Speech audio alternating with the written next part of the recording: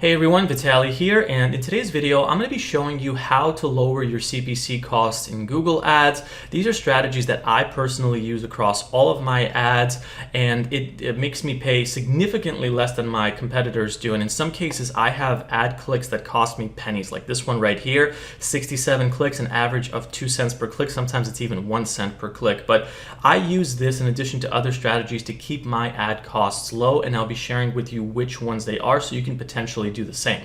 Now, before I get into the details of all of that, let me just quickly introduce myself in case you're new to my channel. My name is Vitaly, and I basically make money online for a living. I run an online business. I do it through YouTube, through paid ads, through blogging, and I have a lot of experience with marketing also within Google Ads and outside of it. And I create videos like these to basically share my experience and knowledge in this business to help you do the same.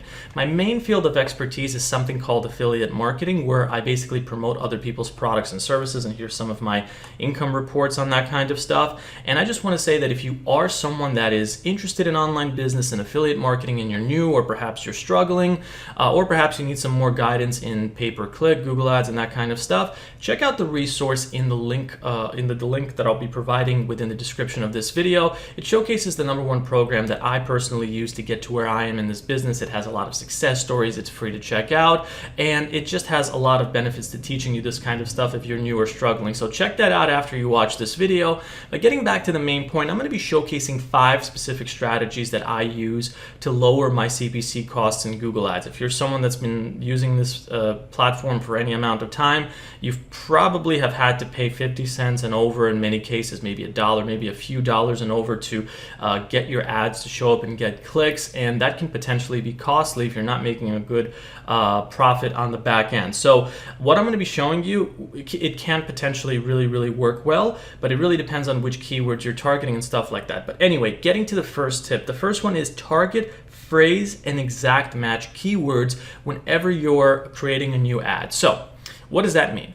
Well, let's say, for example, that I create a Google ad, and in the area where I input which keywords I want my ad to show up in Google search, I can actually have every single keyword show up to 3 different ways. So for example, let's say that in Google Ads, I tell Google that, hey, I want my ad to show up for the keyword how to make money online.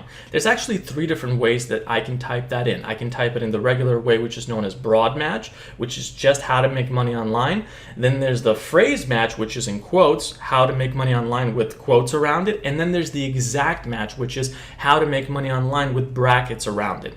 Now, there's a significant difference between those 3 types of keywords, and the differences are, with the broad match, my keyword can actually appear for singular words like make money or how to, or that kind of stuff, and that can actually get me irrelevant visitors seeing my ad and clicking on my ads, plus me having to compete with other competitors, and that can jack up my prices for every click.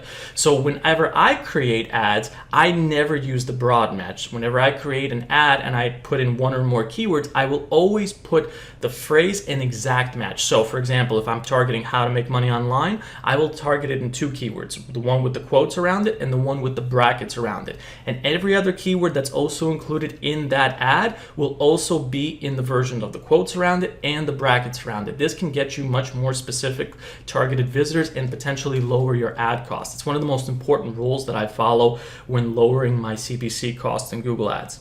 Now, the second tip is also another very important one. It's using the manual CPC. So manual CPC means that you tell Google how much you're willing to pay. Very often when you create a Google ad, and especially recently because they often change up the way that they do these things, they don't provide this on the front end. You actually have to activate it after you're done. I'll be making a separate video about it. This is kind of going to give you an introduction, but here I am in the bidding area creating a new ad, and you'll see what do you want to focus on, and it says conversions, conversion value, clicks, and all that kind of stuff. There used to be an area here which would say manual CPC, but it no longer says it. If you want to activate manual CPC, you have to actually make your campaign first and select whichever one you want from this area. Then in the actual campaign, you have to go into the campaign settings, And in the campaign settings is where you can actually change your bidding strategy to manual CPC. So you have to make the ad first and then do manual CPC, and that's when you can start manually lowering your clicks. So if Google recommends that you pay, like, let's say 50 cents per click, you can actually go as far down as 1 penny. It doesn't guarantee that you'll get clicks, but you're in control of your budget in this case, and I personally find that to be way more comfortable for me, and it actually has me spend way less than my competitors do. So that's the second tip. Like I said, I'll be making a video on that in the future for more specifics on it. Now, the third strategy is bid less than what you're recommended that what Google recommends that you bid. So for me personally, whenever I create ads, I always start my bidding around like 10, 20 cents and that kind of stuff. And very often I'll be targeting keywords that have other competitors, a lot of search volume and stuff like that. And that really makes it difficult for me to be able to spend less and get clicks. So for example, here is one of my ad groups, and you'll see that I'm bidding with max CPC, by the way, which is manual CPC. It's recognized as max CPC, but here you'll say eligible limited below first page bid of 61 cents. So Google is telling me if you want your ad to get more impressions, more clicks, and all that kind of stuff, you have to bid at least 61 cents, and that's a lot of money. But guess what? I'm actually putting that I don't want to pay more than 20 cents per click, and guess what? I'm still getting clicks.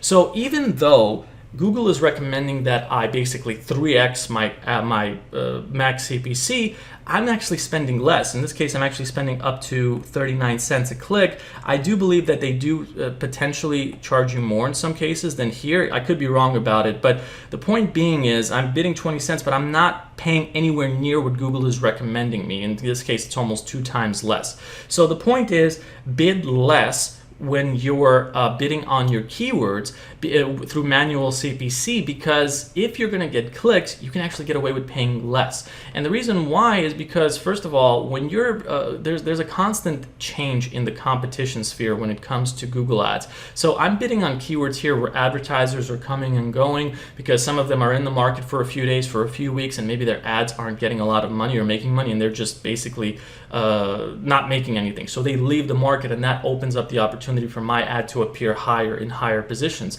So sometimes bidding less and just kind of waiting things out to see if you get clicks is a great way to go. Now, this doesn't guarantee it. Sometimes you will have to bid more just to start getting those clicks, but you don't always have to bid what Google tells you or suggests that you should bid. And this is a perfect example of that. So that's the third strategy. Fourth strategy is you don't have to input a lot of keywords into an ad group in order to have success. Sometimes literally just having one keyword with 2 versions of it, with the phrase and exact, which was the first tip that I gave you, can be enough for you to get great clicks and spend less. Because what's happening is you're only bidding on one kind of specific keyword, and your ad is only in that competition sphere. When people put in a lot of keywords, they can end up going against a bunch of other advertisers, which can dilute the cost and actually raise them, because now you could be competing for other keywords that have more ad competition, and that could like swing your costs up and down and all that sort of stuff. More keywords doesn't necessarily equal better. I like to keep things specific, so maybe no more than 5 to 10 keywords in ad group. In some cases, I actually have one keyword with 2 variations with the quotes and brackets around it, and sometimes that is enough. So one example of that is over here, where I'm literally bidding on one keyword in phrase match, and I'm literally spending 1 cent for every single click. Now, this is very, very rare, by the way. Obviously, I can't guarantee that you'll be able to get to this, but in this particular case, I'm bidding on a keyword that has hardly any ad competition, and I just wanted to see if I'll get clicks on it. So I literally put the max CPC to 1 penny, and guess what? It's working. So I'm going to keep running it like this. So that's the other example, the other way that I lower my CPC cost in Google Ads. Now, the last one I'm going to recommend is geo-targeting. This is one that goes often underlooked by people. So basically, geo-targeting is whenever you create an ad in Google Ads, you're going to have the option to basically select which countries or regions or cities and states, provinces, whatever, that you want that ad to appear for. Now, generally speaking, when people are creating a new ad, as a default, many times it'll be selected to show up worldwide, and that is a huge mistake. I never recommend that you do that, because you could be targeting countries with completely different languages and stuff like that. I wouldn't do that. So be very specific when you target your geo-targeting, because you'll get way more specific clicks. Now, the other thing to understand is that when it comes to geo-targeting, depending on what it is that you're promoting determines where you're going to target stuff. So let's say you're trying to promote a physical business, and that physical business only operates, let's say, in the city of New York or like Manhattan or something like that. So when you're in your geo-targeting area, you only want to target Manhattan. You don't want to target New York as a state. You don't want to target the US as a country. It doesn't make any sense. Target Manhattan only so your ad appears only for the right audiences within that geo region.